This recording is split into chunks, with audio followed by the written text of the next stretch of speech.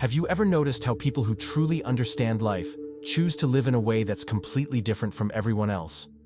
While everyone's chasing after more stuff, more people, more noise, they do the opposite. They choose simplicity. They choose to be alone. And it's not by accident. There's something deep in this that most people don't see. These people have discovered a secret that changes everything. The less you need from the world out there, the stronger you become on the inside. Think about it. If you want clean water, you need to let the dirt settle. There's no point in constantly stirring it up. Life works the same way.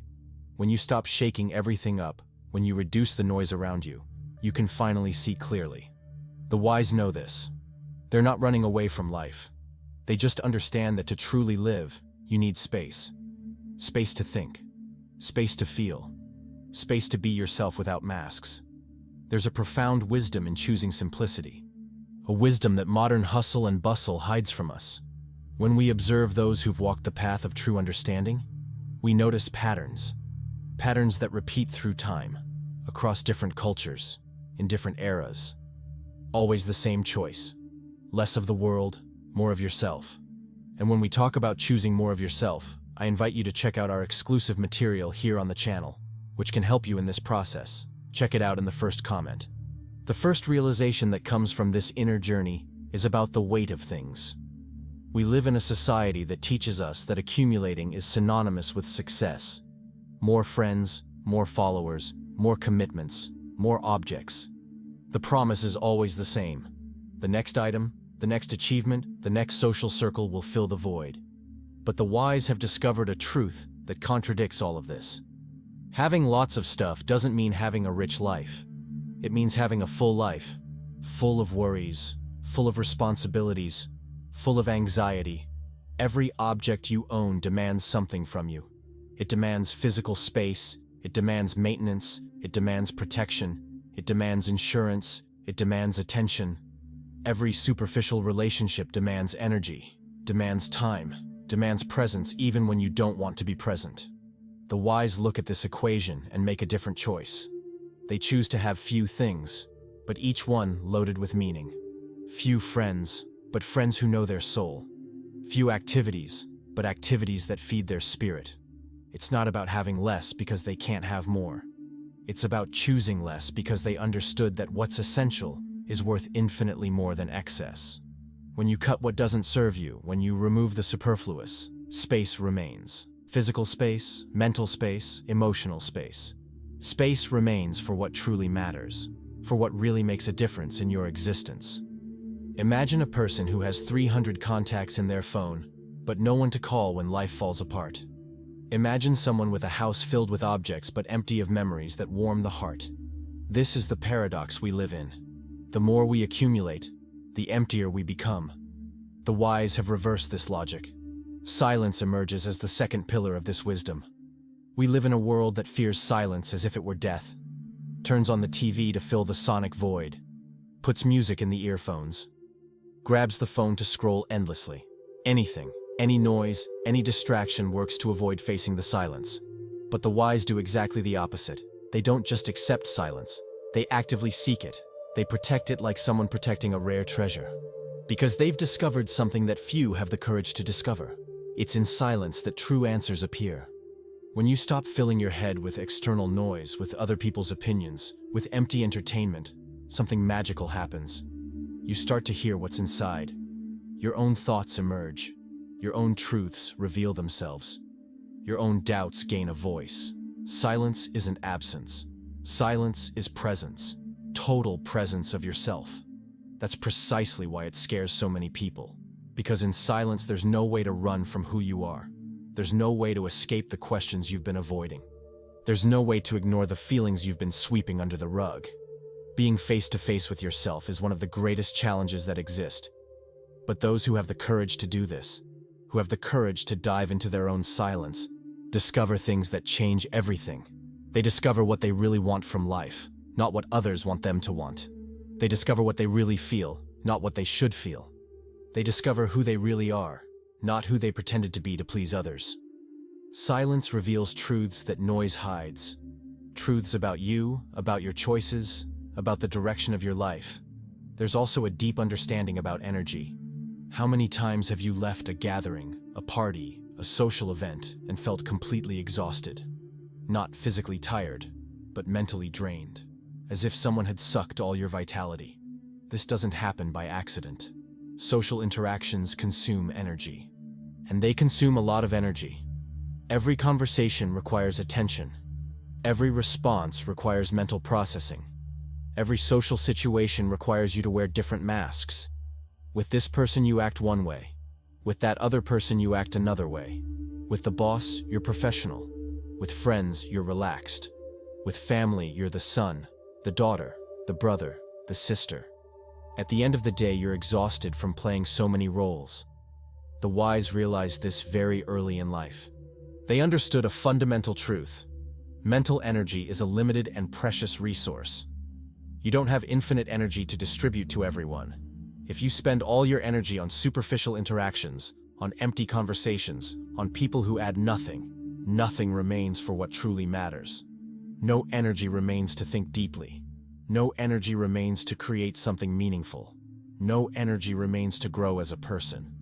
That's why the wise are extremely selective. They choose very carefully with whom to interact. They choose very carefully when to interact. They prefer to protect their precious energy rather than waste it on just anyone who comes along. It's not selfishness. It's pure wisdom. It's understanding that you only have a certain amount of energy to give per day.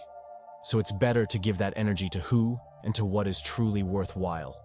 Every conversation is a choice. Every meeting is an energy investment that you don't recover. The wise invest wisely. Simplicity reveals another powerful truth. A simple life is not a poor life. A simple life is a free life. The more things you own, the more things own you. Every object that enters your house brings with it an invisible responsibility. You need to take care of it. You need to store it. You need to protect it. You need to pay for it. You need to maintain it. Every social commitment you accept comes loaded with expectations. You need to show up well-dressed. You need to impress the right people. You need to keep up appearances.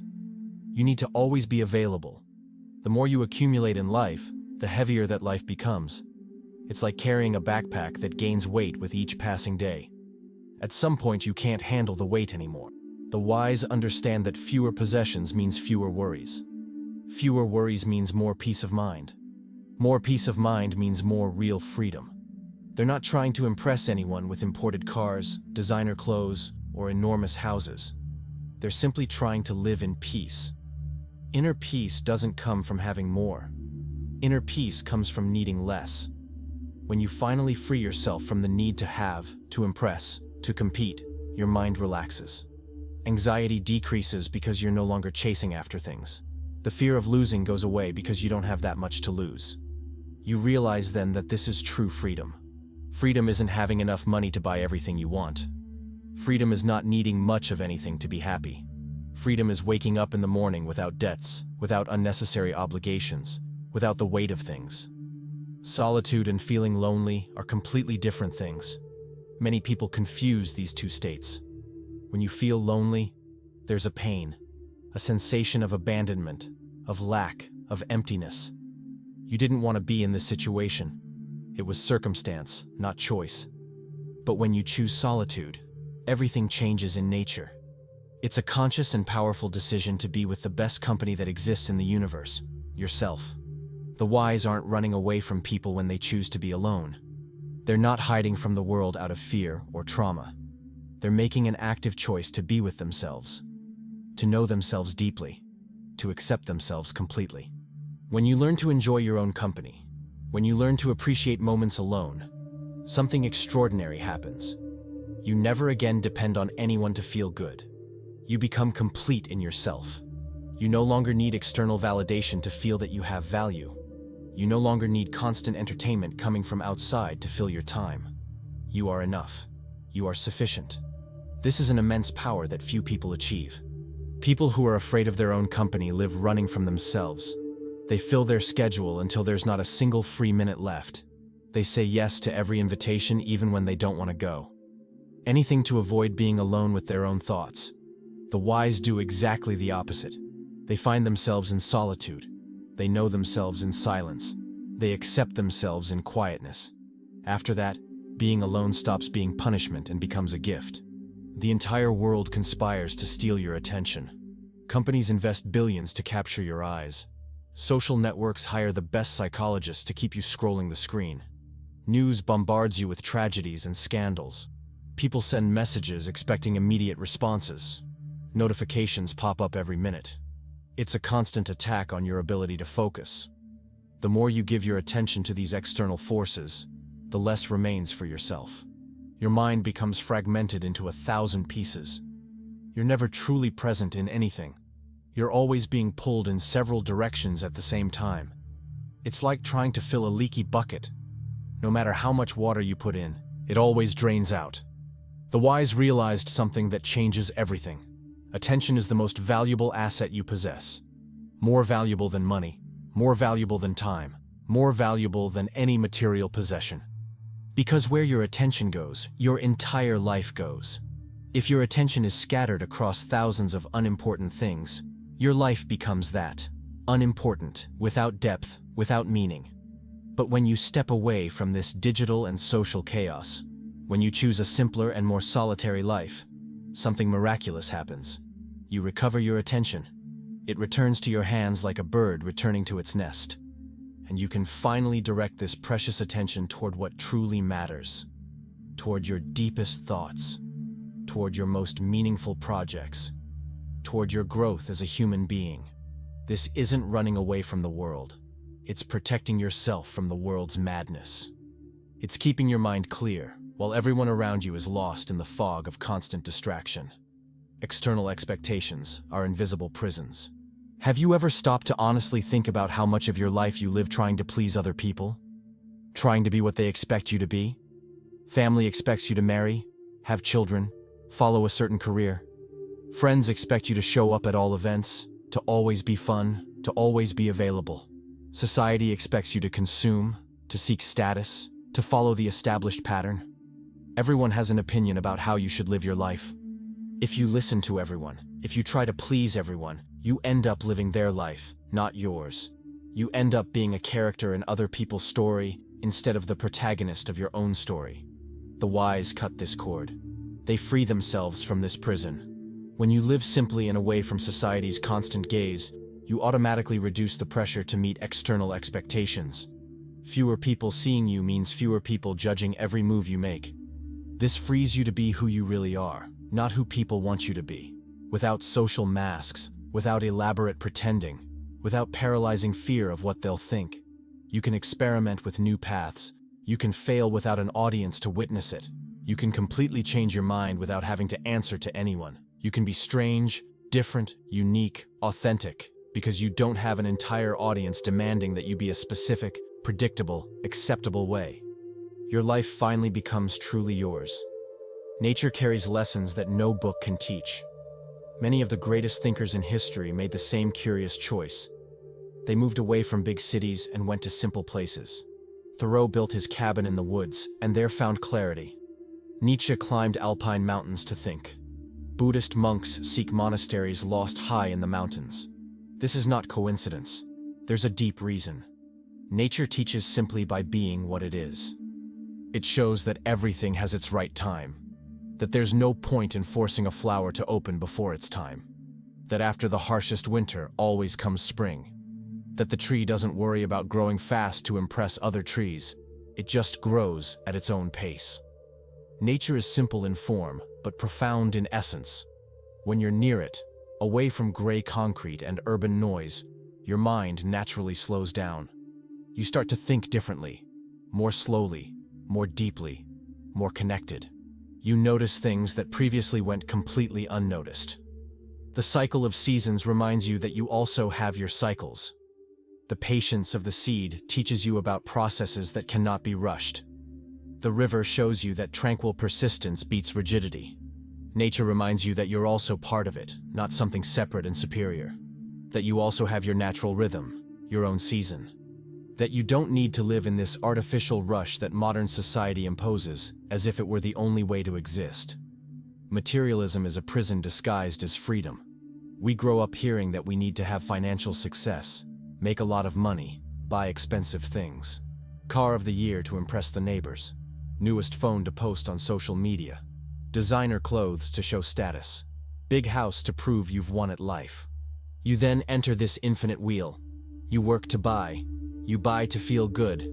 But the good feeling only lasts a few days, so you need to buy again to feel that momentary pleasure. It's a vicious cycle without end, a treadmill race where you run a lot but don't go anywhere. The wise look at this entire system and see clearly what it really is. A sophisticated prison. Everything you buy traps you a little more. It traps you in the job you need to maintain to pay the installments. It traps you in the constant worry of protecting what you own. It traps you in the exhausting need to keep up appearances before others. In the end, you don't own the things. The things own you. They control your life, your time, your energy, your choices. When the wise choose to have less, it's not painful sacrifice. It's conscious liberation.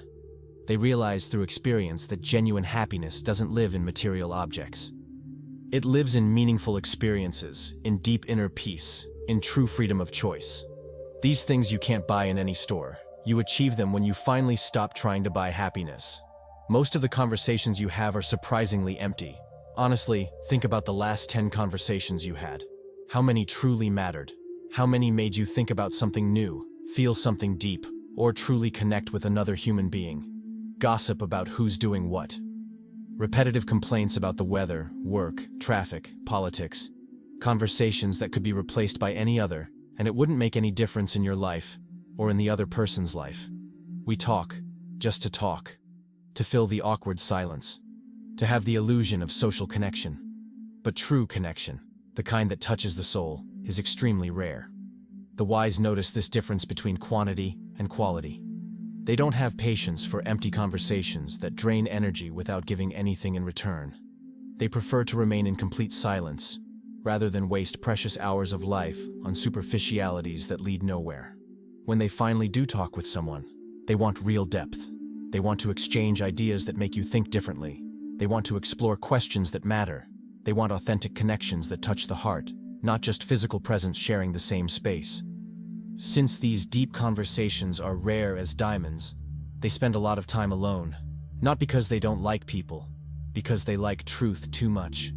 Truth is hard to find in the sea of superficiality that dominates modern social interactions. One deep conversation is worth more than 100 superficial ones. Quality always beats quantity in everything that truly matters. Intuition is a voice that everyone possesses but few listen to. That strange feeling in your stomach when something isn't right. That inexplicable hunch about a person or situation. That deep certainty without apparent logical basis. We call it intuition, sixth sense, inner voice. But to be able to hear this subtle voice, you need silence. Internal silence and external silence. When your life is constantly full of noise, of conflicting opinions from others, of incessant digital distractions, you can't hear this delicate voice. It becomes completely muffled, buried under layers and layers of noise. The wise protect their solitude precisely to maintain this precious connection with intuition. To be able to clearly hear what they know deep down, in the truest place that exists inside them. This inner voice almost never makes mistakes. It guides you better than any well-intentioned advice from friends. Better than any self-help book. Better than any guru or expert. Because it knows you better than anyone in the world. It knows your deepest fears, your most secret dreams, your rawest and most naked truth. But you can only access this internal wisdom when you create space. When you consciously choose to be alone, in complete silence, totally present with yourself. It's in this sacred space that magic happens. It's in this rare moment that you find answers that no book, no person, no expensive course can give. Your intuition is your greatest guide in this life, but it whispers softly, never shouts. You need to be quiet to listen. Simplicity is maximum sophistication. This phrase carries a profound truth that most never understand. Anyone can add more and more things to life. More decorations in the house, more complexity in plans, more information in explanations. Adding is easy. The difficult part, what truly requires wisdom, is removing. It's ruthlessly cutting what doesn't serve and leaving only the pure essential. This requires refined discernment. It requires courage to say no. It requires clarity about what truly matters. The wise are absolute masters in this art of subtraction. They look at their lives with critical eyes and remove everything that doesn't add real value. They remove toxic relationships that drain energy. They remove meaningless commitments that steal time. They remove unnecessary worries that cause anxiety. They remove useless objects that occupy space. What remains after this careful elimination process? The pure essence remains. What truly matters? The meaningful core of existence. Life becomes light as a feather. It becomes clear as spring water. It becomes beautiful in its honest simplicity. It's not forced poverty. It's chosen elegance. It's having exactly what you need and deeply loving every piece of it. While everyone is accumulating more and more, drowning in excesses, the wise are consciously eliminating excess. In this, they find a richness that most people will never know. The richness of mental clarity. The richness of existential lightness. Ego is that noisy part of you that desperately needs external validation. That needs to be seen by the right people. That needs to be publicly recognized. That needs to be constantly praised. That lives obsessed with what others think about your every action. The ego feeds exclusively on audience. The more people observing you, judging you, commenting on you, the stronger and more demanding it becomes. The stronger the ego grows, paradoxically, the more unhappy you become. Because other people's opinions are never enough to satisfy this internal monster. It always wants more applause. It always wants more recognition. It always wants more validation.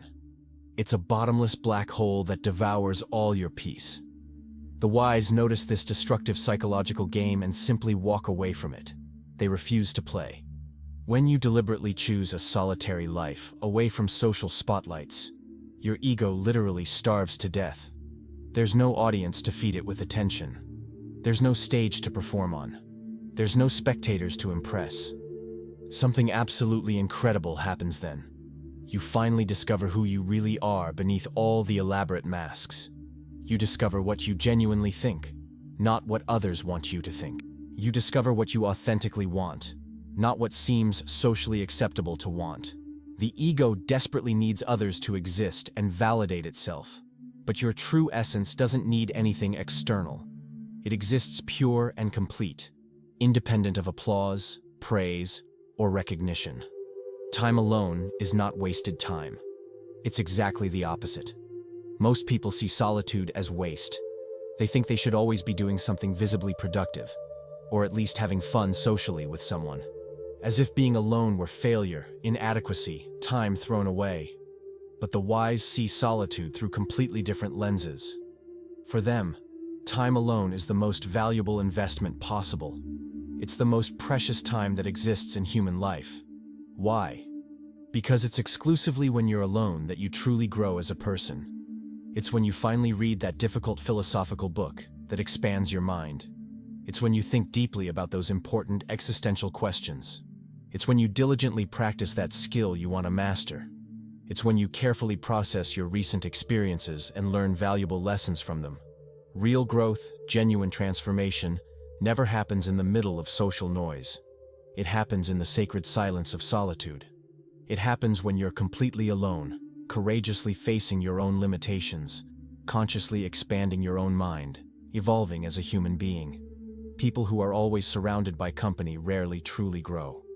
Because authentic growth requires honest discomfort, and it's extremely easy to avoid discomfort when there's always someone around to distract you with conversation, entertainment, validation. Solitude completely removes this possibility of escape. It places you face to face with yourself without escape route. The wise consciously embrace this. The values that modern society promotes are deeply problematic. Society obsessively values measurable material success. It values perfect physical appearance. It values absurd numbers of digital followers. It values performative social status. The more you have of these superficial things, the more valuable you're considered as a person.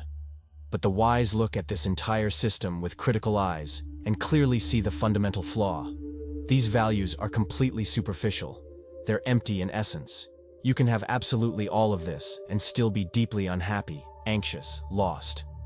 You can have none of this and be completely fulfilled, at peace, whole. The wise seek completely different values. They seek genuine purpose that gives meaning to existence. They seek profound meaning in small things. They seek constant personal growth. They seek unshakable inner peace. These precious things don't come from outside, no matter how much you seek externally. They don't come from virtual likes, from accumulated money, from superficial praise. They come exclusively from within. That's why the wise deliberately step away. Because to cultivate deep internal values, you simply cannot always be desperately chasing external validation. You can't be constantly comparing your life with other people's edited lives on social media. You need to courageously look inward and build something solid, real, lasting. This only happens when you distance yourself from what society screams you should be, and silently approach what you truly are in essence. Inner peace is built, not found. Everyone frantically searches for happiness out there. In the next job that will pay better. In the next relationship that will be perfect. In the next trip that will be unforgettable. In the next purchase that will fill the void. Always the next thing. Always up ahead. Always external. But the next thing never really arrives. Because when you finally achieve that thing, that goal, you're already automatically eyeing the next conquest. It's an infinite search without end, like chasing the horizon that always moves away at the same speed you advance. The wise completely stopped searching for happiness in external factors. They understood through lived experience that genuine inner peace is patiently built within, not magically found outside. To build this solid peace inside you, you need to dedicate significant time with yourself. You need deep silence to honestly hear what you really feel, not what you should feel. You need external simplicity to not constantly get lost in elaborate distractions. You need chosen solitude to truly know yourself, without social masks. The simple and solitary life is not the final goal. It's the path, the method, the tool. It's what allows you to build brick by brick this inner peace that doesn't depend absolutely on anything external. When you finally have this solidified within, the entire world can crumble around you and you remain firm, stable, at peace. Because your peace isn't in changing circumstances, it's in you, unshakable as rock.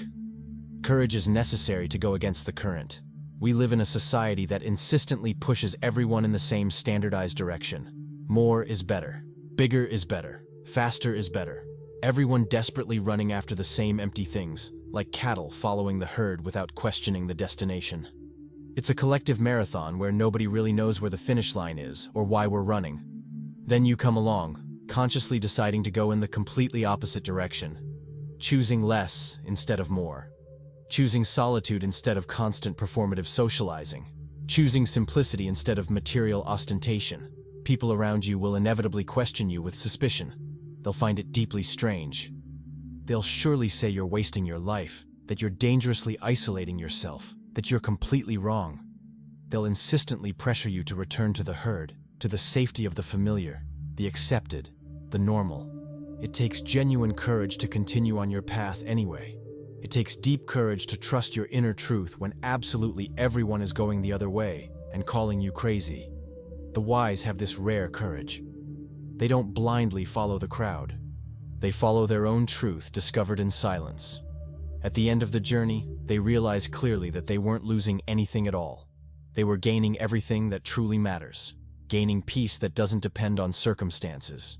Gaining clarity that cuts through confusion. Gaining freedom that cannot be bought. Gaining a life that's truly worth living, not just surviving. So now you understand. The simple and solitary life that the wise choose isn't about cowardly running away from the world. It's about courageously finding yourself. It's not about having less due to limitation. It's about having exactly what matters by conscious choice. It's not about being alone due to rejection. It's about being complete through self-acceptance. Will you continue in the meaningless rush that society imposes? Or will you stop to think deeply about what you really want? If this content made you reflect on your own life, leave your like and subscribe to the channel. See you in the next one.